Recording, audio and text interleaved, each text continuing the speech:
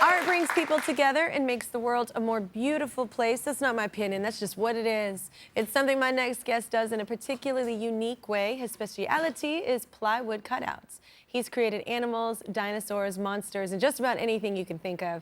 It may sound simple, but his art has brought people together in his home city of Portland, where he's beloved, and now New York City as well. That's why we call him a rad human.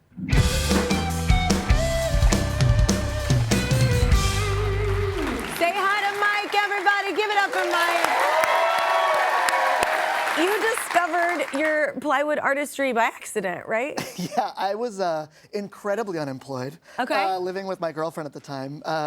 And I was trying to help around the house, and I borrowed a jigsaw from the neighbor, which terrified me. Yeah. I was cutting up some plywood to take to the dump. Yeah. And I realized I could like make shapes.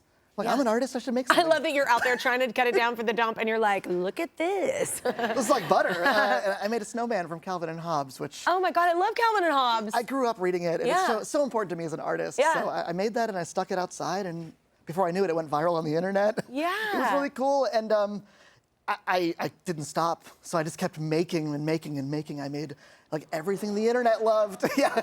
Oh my You can see that, God. like I was just making things for clicks, you know, for likes on the internet. I was like, Yeah. SpongeBob, Homer Simpson, it's great. Yeah. You know, and I'm an illustrator, so I was like, oh, this is a dilemma.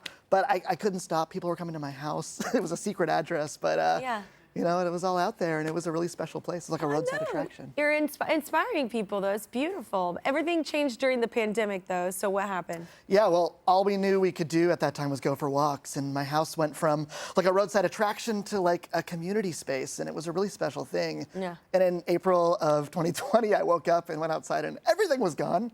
I don't know. To this day, I don't know what happened. It was all. What do you It was all mean? stolen. All the art was taken off of my lawn, and it's a mystery I don't need to solve because it was a reset for me. I got to start making the things that I make. You know, pop culture is very fun. Yeah. But I wanted to embrace like my history of being an art teacher, a preschool teacher, and I started making this thing called the A to Zoo, where I made animals in my front lawn every single day. So these families that were going for walks in the pandemic had something to do, and I just tossed them on the internet every once in a while. Yeah. You know, A for armadillo, B for baboon, C Yeah. for cassowary, and kids like I watched kids learn how to like their alphabet, and then I watched parents like learn what a cassowary was from their kids. It's a Yeah. very special thing. Because I totally know what one is. So, Yeah, of course. Yeah, for sure.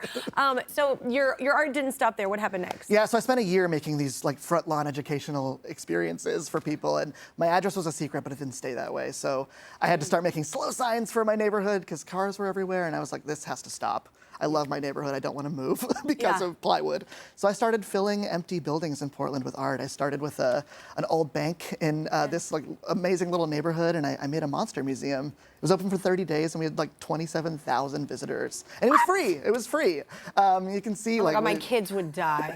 I mean, and I say that, but I would totally go by myself. and a lot of adults do. Which Dude, is great. I just love creativity. I just love that people, like what people can do. Like I find this fascinating. I can't create like this, so it's so inspiring to me. What has the experience of the last several years taught you? Yeah, it's been great, but I was like, I want to teach. I want to make art that is special for people. I built an aquarium that has no real live animals. It's got over 100 species of marine life and 6 biomes, and you can explore it. And through that experience, I worked with marine biologists to make it, and I learned that Oregon's sea life population is extinct. It's gone for over 100 years, and I'm working with this space, this cartoon animal space, almost as like a faux visitor center for this group called the Alaka Alliance, who are trying to bring sea otters back to Oregon. Yeah. And, you know, it's huge. And then, Like, how can you not love this guy? Look at this guy. You're so, I love this.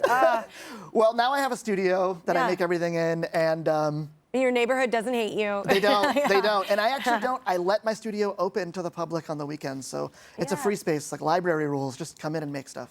And it's wow, huge. how It's huge. how fun. Yeah. Oh my God, we had no money when I was a kid. I would have loved that. Well, and that's what I'm seeing all the time. Is just Yeah. like not only do families need this, but like adults need to sit down and scribble. You know, Yeah. you just need to make a mess, and like we should all be doing that. I'm so glad. So I'm important. fortunate to have kids that are like young still, to where we like it is. because I feel like adults do forget to play. Yeah. Like we forget to just play and just do and draw and all this kind of stuff. And I'm always doing it because of my kids. They usually inspire me to do that.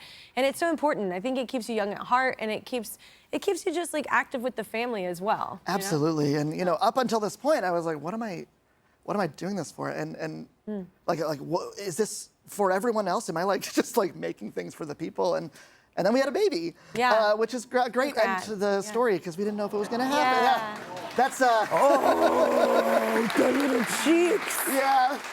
So that's Gilda, which is a very special name in this building. And now I do it for Gilda. And she's learned to walk in my art studio, and I'm gonna cry. She's making art at I think she's almost 2, and it's just a really amazing thing. So I think I do it for her now. You know what though? I think sometimes we always think we have to have a reason. You don't. Like just do it and it came out because it's supposed to come out however it came. You know what I'm saying? I don't think we necessarily always have to have one. Yeah, and you know, like, that's the thing. I was almost too scared to pick up that jigsaw. And then I did, and I built this crazy cartoon world. So I guess my advice would just be like, pick up your jigsaw. You could have just gone to the dump. Right. And instead you turned that around. Yeah. That's amazing. Thank you for coming here. Well, thanks for having me. You're incredible. If you're in the Portland area, you can see Mike's artwork at the Portland Aquarium or at Wonderwood.